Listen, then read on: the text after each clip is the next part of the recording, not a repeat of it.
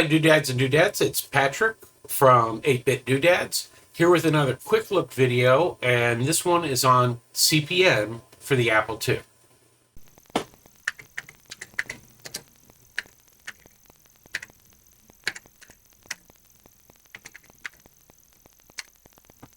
Say, kids, what time is it?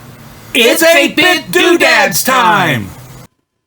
At the time of the Apple II, which was preceded the IBM PC by several years, CPM was actually a very popular operating system, especially for businesses. People were running WordStar and DBase2 and other database applications.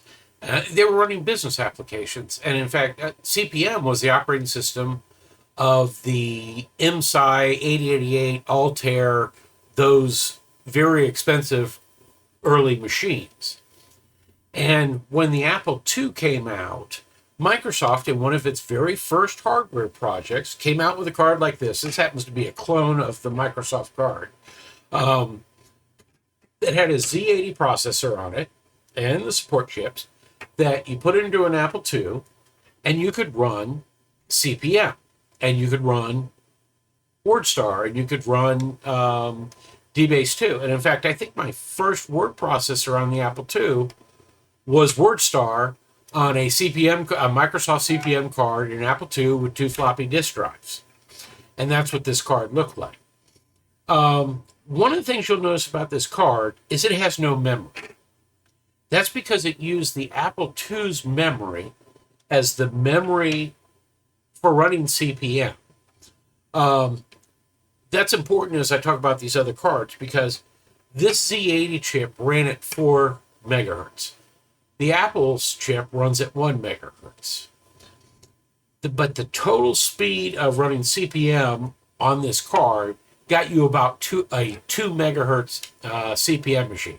The reason being is this thing had to slow down every time it was accessing memory, and it has no memory of its own. So basically, it could do calculations and do its work at 4 megahertz, but it had to slow down literally every other cycle to access memory. So it came in at 2 megahertz. It still was very zippy. The 2 megahertz Z80 was better than the 1 megahertz 6502, and also because the Z80 is a more capable chip than the 6502 at doing certain calculations and processing information. So that was the standard CPM card. Then there were other CPM cards that came out. This actually is the gold standard. This is an PCPI Apple card, they called it, which has a Z80 running at, I think, 6 megahertz. But the difference is, if you'll notice over here, it has its own 64K of memory.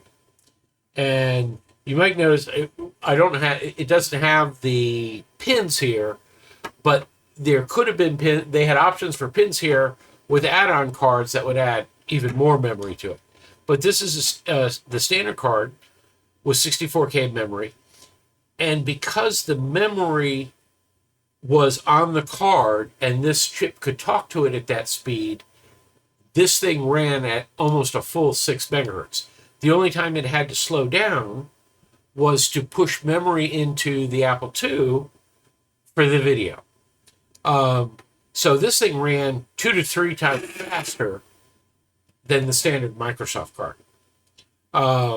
And a lot of people like this. This cost a little bit more than that, but this also came out a little bit later. There were also some, as a newer card, some additional support utilities and what have you that came out with this card that made it more interesting. We're going to do a full review on all of these cards in another video, and we'll go into the PCPIP. One thing you might notice, I don't know if you can read it, that says Franklin Computer, which was a Apple II clone. They sold their computers with this CPM card, which is a PCPI Apple card, just with their naming on it. Now, this one's a little bit more interesting. Microsoft came back to the table with a newer, updated card And if you notice, here's what a slot looks like in an Apple II. You see them both here. This one had the slot here. And if you'll notice the bevel, it tells you where the keyboard was and everything else. This card plugged into the extended video card slot of an Apple IIe. So it didn't take up another slot. And in that slot, it behaved like a normal extended Apple II card. So it gave you that capability, but it has 128K of RAM on it and that same 6 megahertz Z80, which makes it run faster and have access to the local memory. But it took up one less slot and it ran CPM. So we'll be reviewing all of these and showing you how to set them up, how to get them to work floppy drives on hard drives, because you know I'm very interested in storage.